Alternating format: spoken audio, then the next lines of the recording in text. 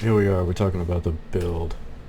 So, there's a couple things going on with this build. First of all, I wanted to be as close to slow immune as possible, so I have stacking a lot of reduced slowing potency to debuffs. You can see like my gems all have that. I'm not using optimal gems, like obviously the optimal thing to do is to get a bunch of crit shit going on with my gems. I'm not doing that right now. Um, you know, I can't mentally justify spending 100 div for one fucking gem to be able to do that. It's just not gonna happen. Not gonna happen. Um, what we're doing is we are abusing resonance to flip endurance charges into frenzy charges, and we're doing that in a couple different ways. One of those ways is to use thaumaturgical dynamism. What this does is basically the strength requirement of all of your socketed skill gems contributes to endurance charges. Um, and because of that, we have shit like Infernal Cry, Seismic Cry, Shockwave Totem, Tornado even, because it has strength on it, and Eternal Rage too.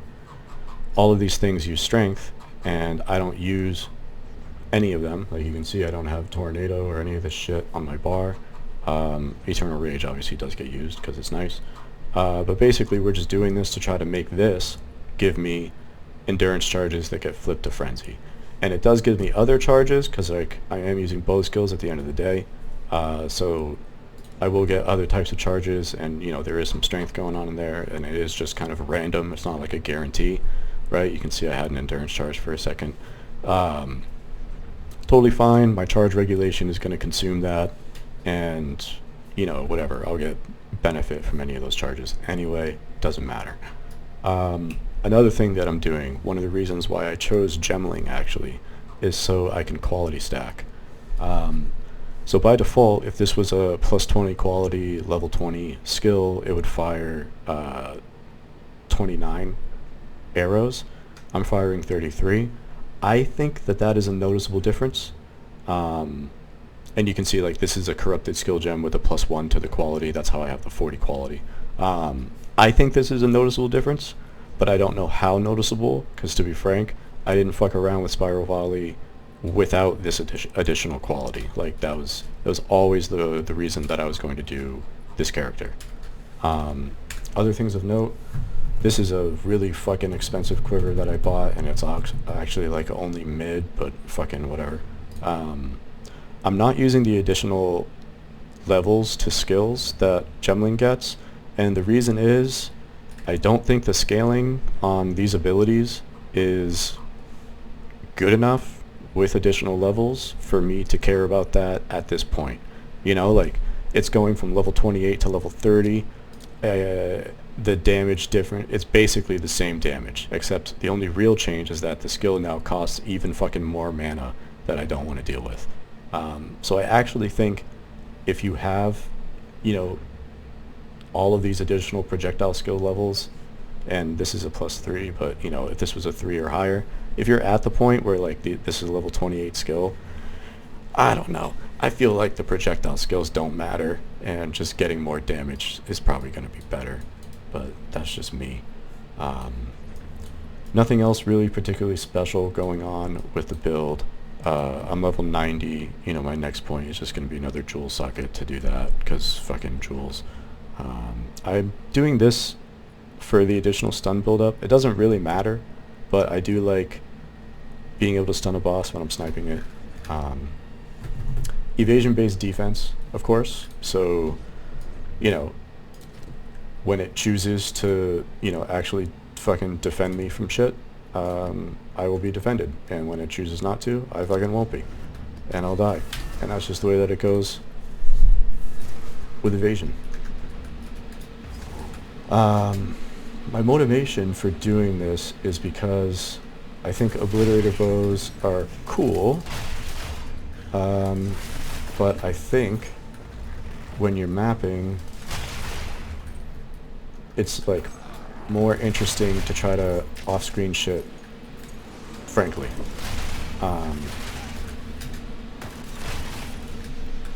And an obliterator bow won't let you off-screen shit. So, you know, obviously the thing to do would just be this is my mapping bow and this is my bossing bow, with the bossing being obliterator and the mapping being literally anything else. And that makes sense, and that would be really effective.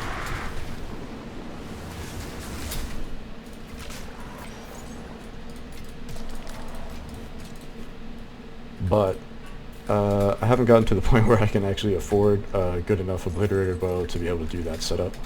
And to be honest, I don't really give a shit about bosses in this game. Like, I think mapping is more interesting than bossing. I don't know. I just don't really care. But you can see, like, we are very effective at clearing shit all around us. Come on, speed it up, speed it up. Oh, get out of the stuff. Great. And we're moving. We are moving on. Our spiral volley is really fast. We can do things really quickly. This is all what I wanted to prioritize in the build. You can see, like, I don't always have frenzy charges, unfortunately, even though I am using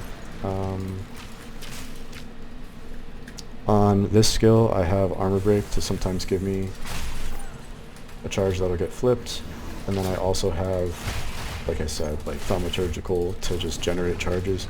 The unfortunate reality is just that unless you're using some sort of a setup that guarantees you a frenzy charge, like basically being able to do the charm tactic to always get charges from your charm, and you like have infinite charms that you can use. That's the only way that you're going to have infinitely guaranteed frenzy charges. Like, it is what it is.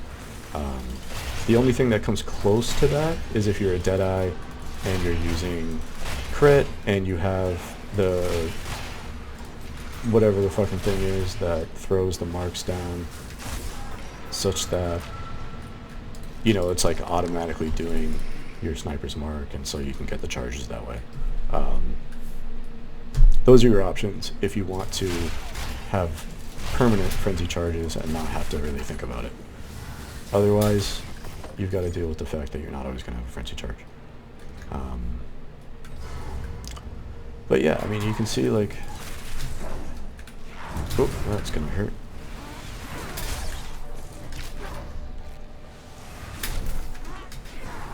Yeah, so evasion as a defense, you can see, certainly not always the most effective. But that's why we have the stun, so we can get additional snipes off. That's why, oh my god, I hate this fucking boss. Can you just aim the way I'm telling you to aim? Stupid fucking auto aim in this game is so bad.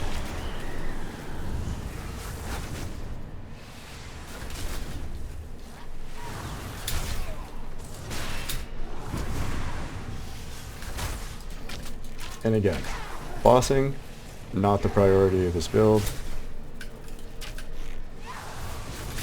but you can obviously kill map bosses. Like, if you couldn't kill map bosses, that would be fucking awful. But yeah, that's pretty much what's going on. I guess the only other things of note is I'm using Iron Ride, so I don't have to deal with trying to stack accuracy to make sure that my spiral volley can actually hit shit off screen. What I'll say with that is I think it's kind of slept on for Amazons as well, because if an Amazon uses this with the passive, the Ascendancy passive to get the additional crit from accuracy, then all of that is going to be based off of the 2 meter distance, which means all of your accuracy is worth a lot more in generating the crit. So even without like prioritizing much accuracy at all, you would be able to get an additional 2 or 3% crit chance onto your abilities, you know, like, just because you're using this helmet. Which obviously pros and cons, but I think the helmet's really good. And of course, this build started out as a budget build, because all of my site does, and that's kind of why we're using Queen of the Forest. That's why I'm using Iron Ride as well. Obviously, the gear at this point is not particularly budget, but I still have a lot of that budget gear like this is a quiver that I was using before. Basically, what you do to do this build on a budget is instead of being invested into crit, you unfortunately still have to take this path up to resonance, but everything that you see that's invested into crit would instead be invested into either additional physical damage or just additional two-hand damage. So like I would come over to here and just get the additional flat damage. Hypothetically, you could do something like this, but I think this cluster is fucking terrible. Other things you could do is to, you know, get the additional evasion rating as well that I don't currently have. The more evasion rating you have, the better Queen of the Forest is. Right now I have shit evasion rating, which affects my survivability and stuff, as you can see when I'm going through the map and stuff, but typically it doesn't really matter. And it also means my movement speed is a little bit lower than I would want it to be. But yeah, you'd pretty much emphasize physical damage. There's a bunch of sources of additional physical damage. This is kind of ass, but this one I think is not terrible with the addition of the stun. I wouldn't do that. I wouldn't actually bother with this either. You could run a Herald of the Blood setup to get this additional 40, but again, I wouldn't really recommend it. What I actually did before was I pathed over to here and I had these nodes, and then I pathed basically this way down to be able to get this stuff too.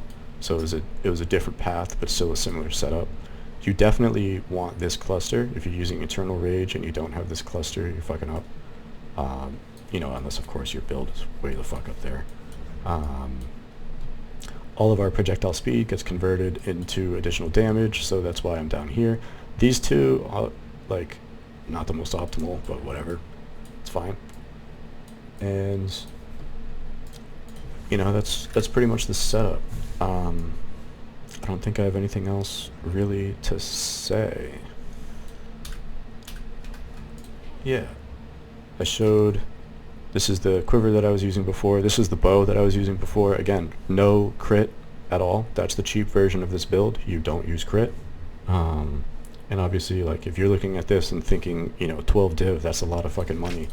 All you need to do is you need to go to a map, you need to cleanse an area so you get all of this stuff, and you need to just pray that you drop a fracturing orb.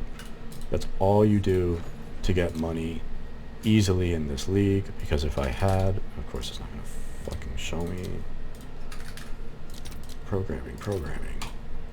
This is the conversion rate of fracturing to a div. Even though they've made the change that has reduced the price of fracturing orbs, there's still, like, if you needed to be able to get a build online fucking tomorrow, all you need to do is run cleanse maps, get a fracturing orb, do this, and then you can buy, you know, the cheap gear that you need to get the build going.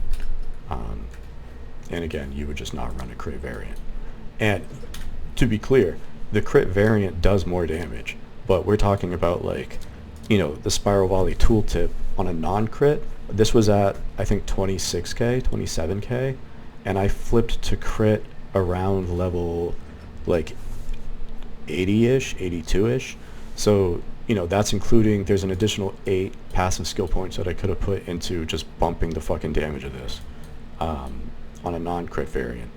So it's actually kind of an interesting thought experiment as to, like, am I actually, like, I'm doing more damage with the crit variant, but it's almost negligible, you know, with the exception of something like Snipe when I get a crit on a boss. Like, that's obviously a big fucking deal. But that's it. So yeah, this is what I'm doing. Spiral Volley is really fucking nice. Free screen clear with 0 AoE investment. Cool shit.